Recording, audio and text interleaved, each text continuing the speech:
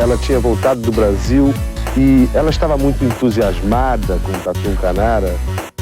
Não sei, isso aí pode ser intuição da mãe, sei lá, de outras crianças conversando, não sei. 10! Nota 10! O senhor vai gostar, hein? Bebê diabo parou o táxi na avenida. Ao vivo é muito pior. Olá, eu sou o Danilo Corsi. E eu sou a Camila Quintel. Hoje vamos conhecer diretamente os resultados do massacre do Carandiru. Em 1993, um grupo de detentos no presídio de Taubaté fundou o primeiro comando da capital como forma de respostas às opressões do sistema penitenciário. Só que, quase 30 anos depois, o grupo se tornou a maior facção criminosa da América do Sul e caminha para se tornar uma das principais organizações do crime no mundo, com braços na África, Europa e América do Norte. Venha entender essa história de um Brasil que deu certo, só que do lado errado. Mas antes, nossos patrocinadores. Primeiro o SiteGuy.dev. Se você precisa de um site para o seu negócio ou a empresa que você trabalha está com um site para lá de ultrapassado, fale com o SiteGuy.dev. Eles vão resolver isso rapidinho. E se falar que veio daqui, ainda ganha descontos. E agora, Camila, o que o Drinco nos mandou hoje? O vinho de hoje é o St. Julian Sweet Revenge, um vinho norte-americano feito com um blend de uvas com aromas de cerejas, ideal para beber junto com um belo assado de carne. Se você não estiver no Brasil de Bolsonaro, né? Porque a carne está pela hora da morte. E este vinho está por R$50 lá no drinco.com.br. Aproveite! Brinde história? Tchim, tchim. Tchim, tchim.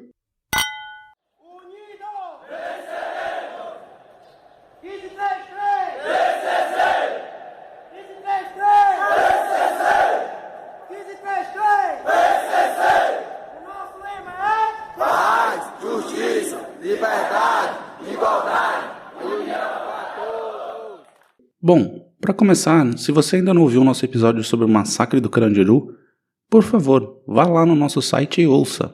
Vai te ajudar a entender as raízes do PCC. Mas se você preferir, pode ouvir depois, para preencher algumas lacunas na história que vou contar hoje. Também tenho a dizer que vou dar uma ideia geral de como o PCC surgiu e mais ou menos como ele evoluiu e opera. Mas isso está longe de ser a história completa da facção. Afinal, ninguém sabe exatamente como o PCC funciona, nem eles mesmos. Acho que eles sabem. Não sabem. Não? Não sabe, você vai entender. Vamos lá. Depois do massacre do Carandiru, esperava-se que a questão penitenciária do Brasil sofresse alguma evolução. E de fato isso aconteceu, só que não da maneira que era esperado. Aliás, não é errado dizer que o massacre do Carandiru foi o estopim da derrocada final do modelo de segurança pública do Brasil. Depois do massacre, algumas providências foram tomadas. E aqui, no meu achismo, devo dizer que a transferência de José Ismael Pedrosa, o diretor do Carandiru, para a Casa de Custódia de Taubaté, tenha sido um daqueles erros que geram consequências duradouras. Isso porque Pedrosa era conhecido por sua brutalidade, por admitir a tortura de presos e tudo quanto é barbaridade dentro do seu presídio. Transferido em novembro de 92, em menos de 3 meses ele transformou o presídio de Taubaté no mais violento do país, que passou a ser conhecido como Piranhão. Piranhão? Piranhão. Por que piranhão? Porque come todo mundo. Ah, entendi. E junto com o Pedrosa, algumas centenas de presidiários também rumaram para Taubaté. Então, em 93, o bagulho esquentou de vez nesse caldeirão de vingança e revanche. Isso porque na época, cada prisão tinha seu manda-chuva, que permitia que violassem a mulher de um prisioneiro devedor, abusassem sexualmente de presos mais vulneráveis ou distribuíssem celas. Era puro desmando.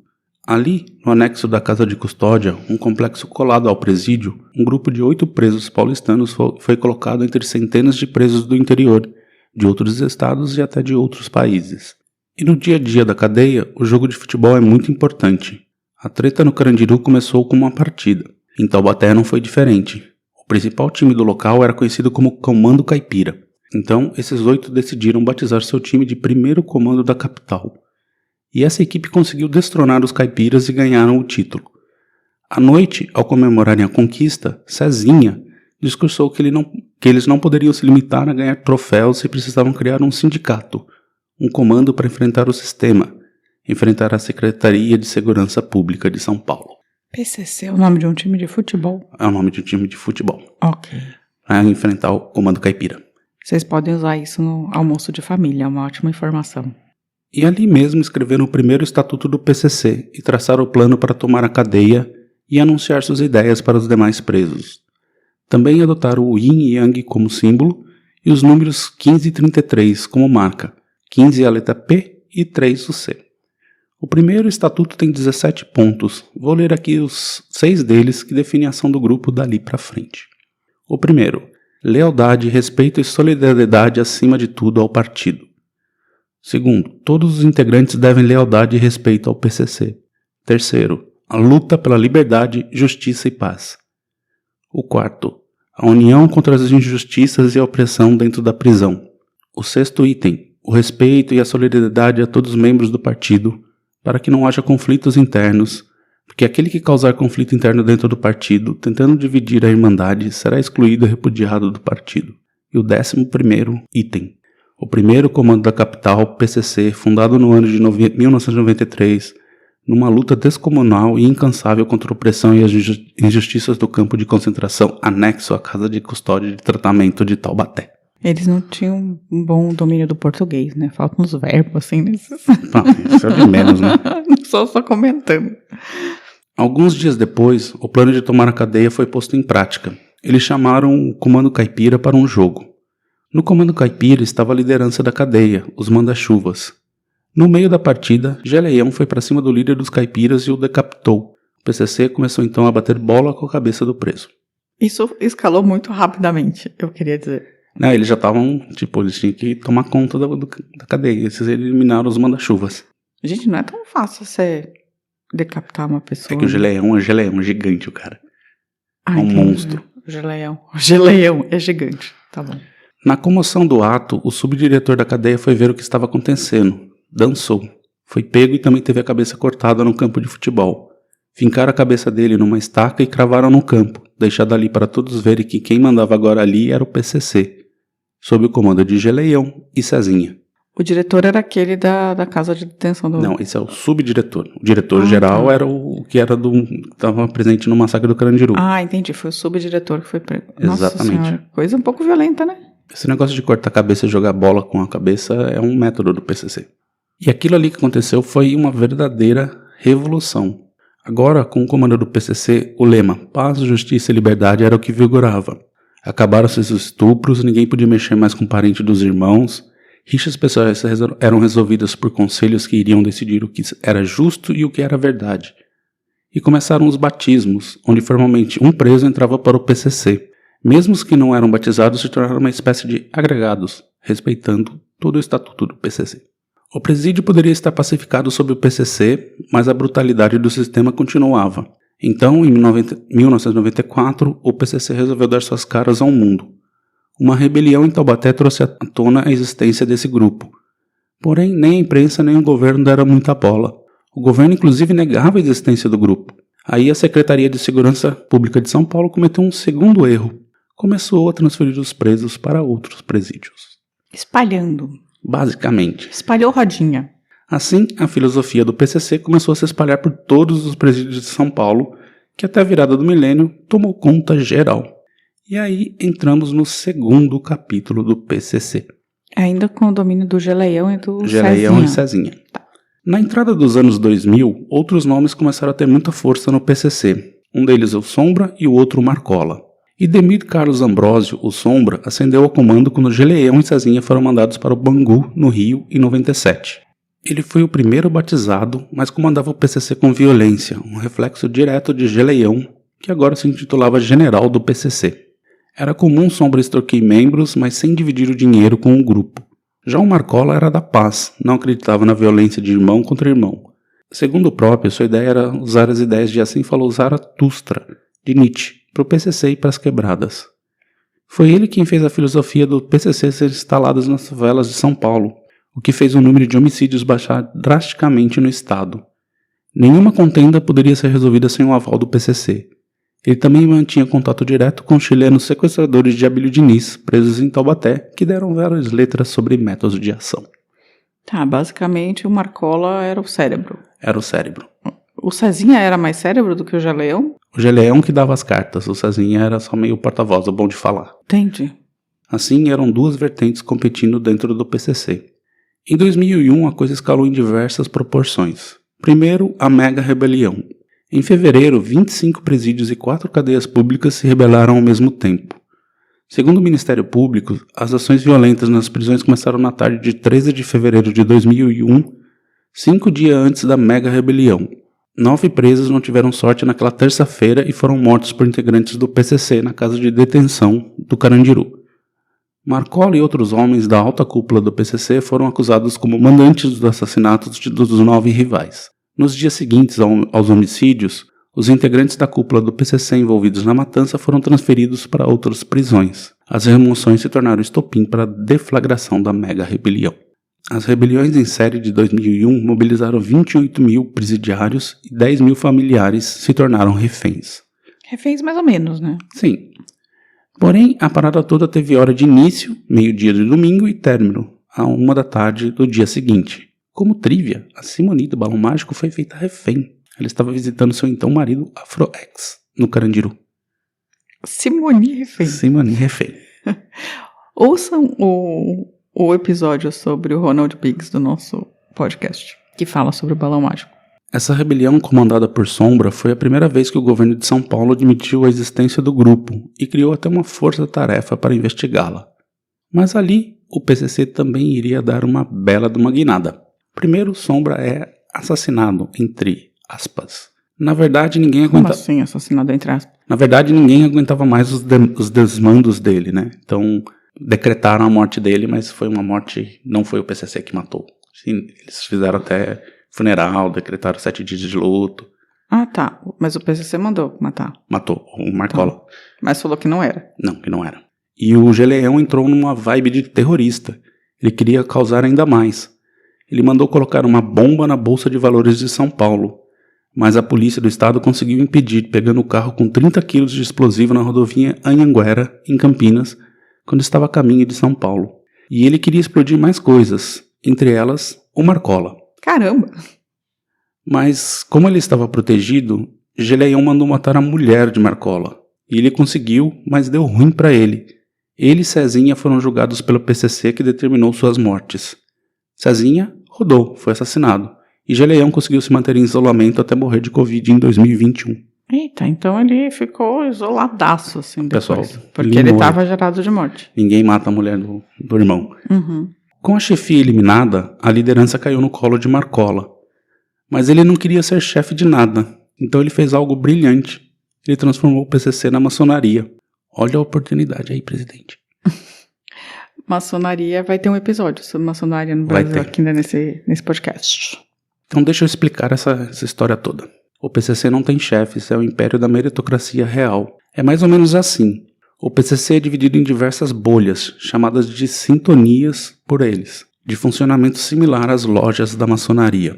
Então tem a sintonia do dinheiro, a sintonia do armamento, a sintonia da informação, da segurança e assim por diante.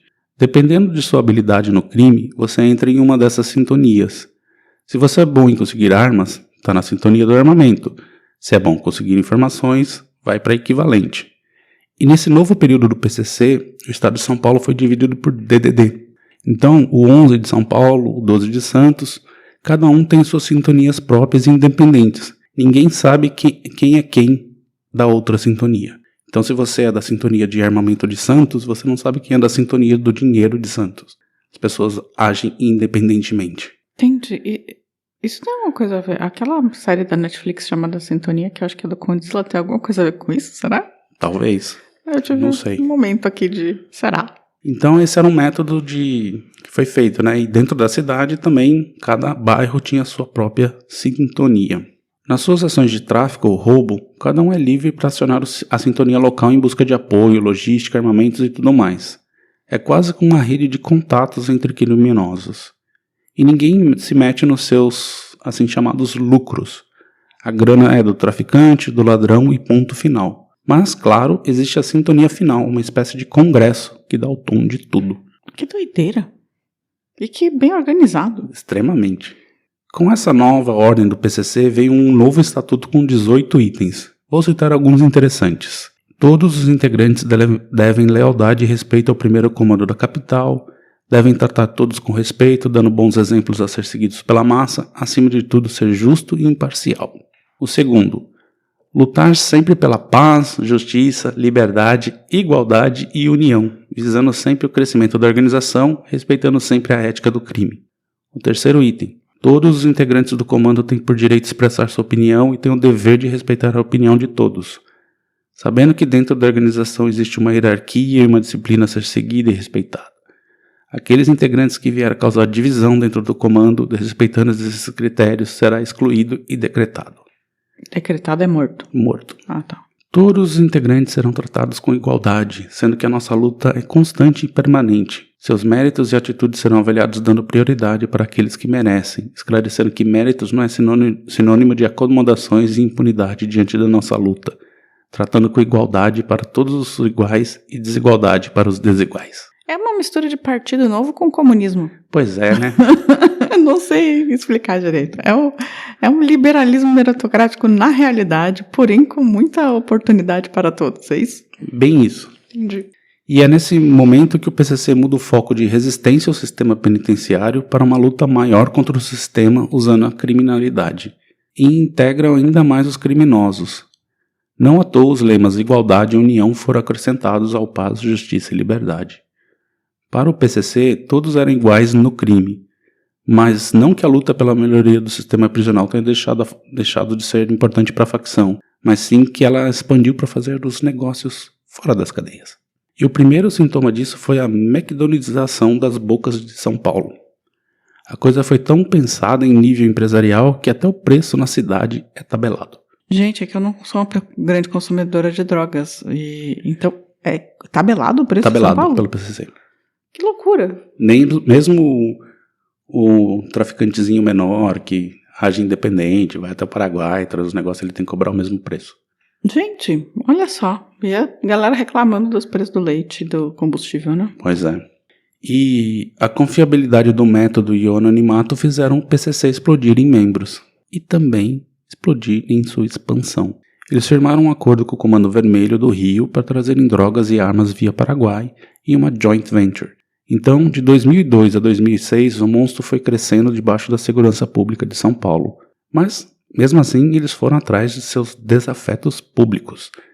Em 2003, eles fizeram uma ação espetaculosa ao matar o juiz corregedor das varas de execuções criminais de Presidente Prudente, Antônio José Machado Dias, o cara que ditava as regras do presídio de segurança máxima onde Marcola estava preso.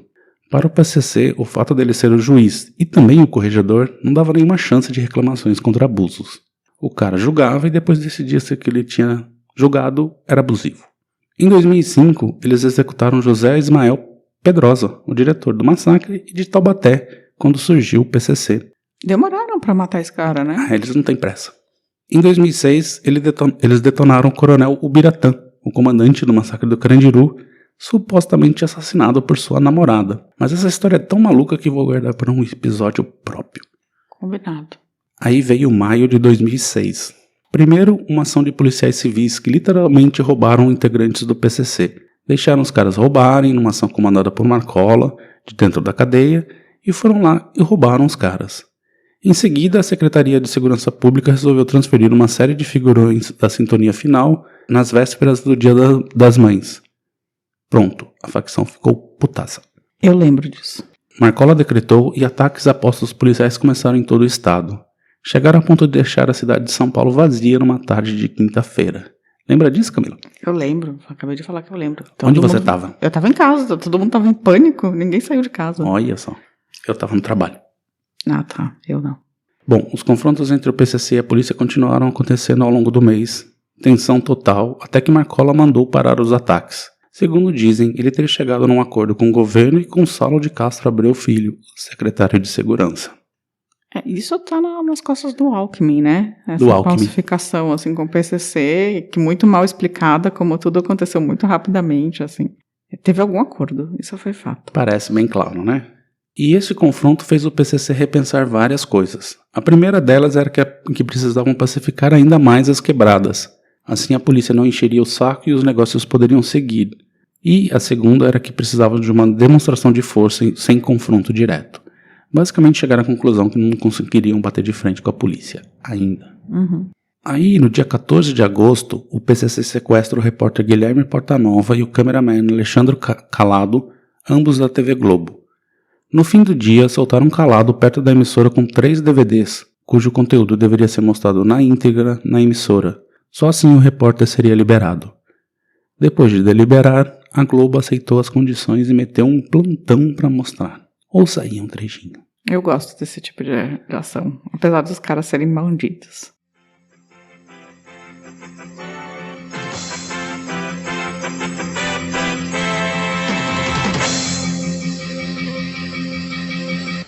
O auxiliar técnico da TV Globo, Alexandre Calado, sequestrado hoje de manhã junto com o repórter Guilherme Portanova, acaba de ser libertado. Os sequestradores o deixaram perto da emissora e deram a ele um DVD, dizendo que a condição para libertar com vida o repórter que está em poder deles é a divulgação na íntegra das imagens. O conteúdo é o que segue. Como integrante do primeiro comando da capital PCC, venho pelo único meio encontrado por nós para transmitir um comunicado para a sociedade e os governantes. A demonstração de força foi em níveis épicos. A partir daí virou um jogo de morde-a-sopra com a polícia e com o governo. Pesadinho isso aí, não, Camila? Assim, se o Rio é um narco-estado, São Paulo é uma empresa, né? São os Faria Limers do crime. Faria Limers do crime. Bom, a partir daí foram 10 anos de sossego, por assim dizer, mas eles ficavam cada vez mais gigantes. Estima-se que nesse período 4 em cada 10 presos eram do PCC e outros 4 eram agregados. E ele foi se expandindo por todo o Brasil e para fora também. Hoje estima-se que a força do PCC seja de 200 mil homens diretamente ligados e outros 600 mil conectados. Caceta, é muita gente. Muita gente. Mas aqui eu tô me adiantando, né? Nessa época o PCC começou a investir em jovens, pagando a faculdade de Direito ou outro curso que fosse necessário para o partido. Eles sempre precisavam de advogados, afinal os cabeças estavam em prisões de segurança máxima e o único que podia falar com eles eram os advogados, né? São os advogados, inclusive levando um celular. E até medicina pagavam, afinal o bandido leva tiro, né? Uhum. E também começaram a investir em pagar cursos para jovens entrarem para a polícia. Era bom ter contatos por lá. Eita. E agora a gente vai para o ano de 2016, o ano que levou o PCC para a sua terceira fase. Este ano o PCC conseguiu um monopólio através de acordos com produtores locais de toda a cocaína produzida na Bolívia. Essa droga era trazida para o Brasil via Paraguai, no convênio com o Comando Vermelho e com Jorge Rafat, um brasileiro que comandava o tráfico em Pedro Juan Caballero, no Paraguai, fronteira com Ponta Porã, no Paraná. O PCC decidiu revogar sua aliança com o CV e matar Rafat numa ação cinematográfica. Rafat só andava de carro blindado, então arrumaram uma .50, basicamente uma arma usada para neutralizar ataques aéreos e destruir carros blindados em guerras no Afeganistão e no Iraque. Eu lembro disso, eu lembro desse assassinato. Foi muito espetaculoso. Cercaram, espetaculoso. Mandaram .50 no cara. Eu lembro disso. E aí eles tomaram conta da fronteira e do tráfico por ali. Hoje, metade dos criminosos paraguaios já pertence ao PCC. Mas essa ação levou a uma guerra aberta contra o Comando Vermelho. E isso se espalhou por vários presídios pelo Brasil, em especial no norte, no Amazonas, onde vários membros do PCC foram decapitados durante uma rebelião. E isso foi em 2017 e 2018 e reverberou por todo o Brasil. Eu lembro disso também, foram bem impressionantes essas rebeliões lá do norte, né? Sim. O PCC também tomou conta do Porto de Santos, onde escoa as drogas para a África e Europa.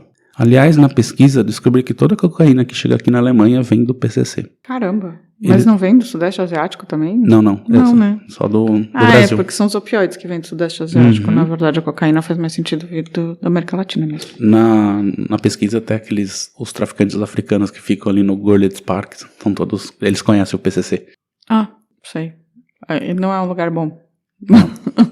O PCC também firmou parceria com a máfia calabresa Drangheta e com o clã Sarek, a máfia sérvia. Também estão trabalhando em conjunto com o cartel Sinaloa, do México. Ou seja, o mundo é uma concha para o PCC. Basicamente. E diversos membros do PCC imigraram para Portugal, Angola e Moçambique para organizar o mesmo modelo por lá. Estima-se que pelo menos 80% das drogas e armas que saem do Brasil são trabalhos do PCC. A expansão do grupo para o norte do Brasil visa abrir uma nova rota de escoamento e sua abordagem de união, permitindo que facções locais operem normalmente sob seus preceitos, tem levado o Comando Vermelho a retaliar. Mas eles vêm ganhando cada vez mais força e adeptos, Diferente do comando que pressupõe um manda-chuva, o PCC só chega com a ideia e vem ganhando cada vez mais espaço. Mas lá tem os amigos dos amigos também no norte, né? Que é aliado do Comando Vermelho. Ah, entendi. A ideia do PCC nessa expansão para o norte é abrir uma rota direta da Colômbia para o Ceará, de onde eles poderiam exportar a droga com mais rapidez e menos custo. E para você ter uma ideia de quanto dinheiro estamos falando, o PCC compra a droga na Bolívia por $800 o quilo. Ao chegar aqui na Alemanha, por exemplo, ela custa $70 mil o quilo. É muito, muito dinheiro. Mesmo com os custos de segurança e transporte, né? Que você tem que considerar. Sim, mesmo assim. Mas mesmo assim é absurdo. E nesse estágio, já com seus formandos, o PCC investe cada vez mais na lavagem de dinheiro em São Paulo, principalmente com postos de gasolina. Porém, uma popular operação deu mais gás para o processo de o PCC se tornar uma máfia sem rosto. Trata-se da Lava Jato. Olha só, a Lava Jato botou toleiros e outros lavadores de dinheiro na prisão totalmente sem critério, juntando membros do PCC com expert em esquentar grana. Alguns deles já se tornaram agregados. Sim, o PCC vai de vento em popa. Genial. E agora eles estão conseguindo também comprar fuzil como CAC, né? Então também eles estão comprando... tem tudo isso. Agora facilitou, comprando arma com nota fiscal, assim. Então tá ajudando muito o PCC, esse governo. E tanto o FBI quanto o DEA e a Interpol já citam o PCC como a mais perigosa organização criminosa do Hemisfério Sul e já sinalizam que seus métodos têm poder de fácil espalhamento por outras organizações na Europa e Estados Unidos. Enquanto isso, o combate ao PCC no Brasil ainda significa transferir presos de um presídio para outro e prender um líder toda semana. Só que, diferente do que a imprensa e a polícia dizem, não existe um líder. Todos são líderes. E os famosões puxam penas que vão ali de 500, 600 anos. São 30 anos, né, no máximo. Só pode ficar preso mas é no que Brasil, eles estão julgando... O Marcola acabou de ser condenado de novo, então ele vai passar os 30 anos e ter uma nova condenação. Eles vão ficar para sempre lá. Não sei se é assim que funciona, mas eu não sou advogada, então... E o fato é que essa história ainda não acabou. Com certeza vou ter que fazer uma parte 2 mais pra frente. E aí, Camila? Já conhecia as origens do PCC? O que você achou de toda a história? Achei a história fascinante. Eu não conhecia, não. E achei incrível a história. E acho que esses caras são os Faria Limers do crime. Eu curti, assim, essa alcunha, porque eles, na verdade, estão profissionalizando, né? Na verdade, os caras estão profissionalizando a parada de uma maneira como não era feita antes, assim, né? Tipo, tem um pensamento de empresa mesmo aí. Sim, e o que é bem interessante sobre essa mudança que o PCC teve ali na segunda época, quando o Marcola organizou, né? Não quis ser o chefão, mas sim espalhou o poder, é que ele tornou o PCC uma coisa muito atraente, porque você tem uma rede de contato, então se você precisa arrumar ponto .50 para explodir o cara, você só tem que ligar e descobrir quem pode arrumar para você. A negociação é sempre direta, o PCC não interfere, mas assim, se você deixar de pagar, ou enfim, aquelas coisas aí sim, eles vão atrás. Então são diretrizes e tem vários líderes. Então a polícia cansa de prender pessoas. Não, pegamos. Só que tem outro ali. Exatamente, as pessoas vão ascendendo por seu talento na área que ela tem talento. Meritocracia. Que beleza. Real e total. Entrando na onda. Bom, agora vamos dar uma pausa e vamos para os recadinhos? Sim. Marcos William, tá me ouvindo bem? Tô ouvindo perfeitamente. O senhor também é conhecido como Marcola? Sou. Playboy? Sim. Narigudo? Não. Magrelo? 40? Não. Bonitão? Não. Bom, Camila, se alguém aí tem informações sobre o PCC, internamente, externamente, e quiser contar pra gente, como faz? Guarda pra você mesmo, porque eu não quero saber informações quero, secretas do PCC. Pode contar. Porque a gente não quer entrar na lista negra deles. Mas assim, se quiser mandar pro Danilo especificamente, escreve para contato@muitopior.com.br ou manda um recadinho pelo Facebook, Instagram, comentário no YouTube, eu acho que melhor não, se for alguma coisa sobre o PCC, ou também pelo Twitter, né? Também dá pelo E também Twitter. no site você também consegue, no sempre. muitopior.com.br, você também consegue deixar recadinhos de texto ou áudio. Muito bom. Agora sobre os recados, assim, a Mônica Silveira escreveu bastante pra gente ali, falou que estava maratonando e amando o nosso trabalho, e a gente só tem a agradecer, né? Obrigada, Mônica. Palavras gentis. A Andrea Cubas também escreveu pra gente e Falou que a gente tem que fazer uma festinha porque o canal bateu mais de 1.000 inscritos. Ah, bateu faz um tempinho. Então a gente tá bem feliz com isso. Sim. Mas queremos mais. Queremos 10 mil. E sobre o bispo, ela falou que imagino que ele era um esquizofrênico narcisista. Ele tinha traços de narcisismo, sim. Mas o diagnóstico era esquizofrenia paranoide.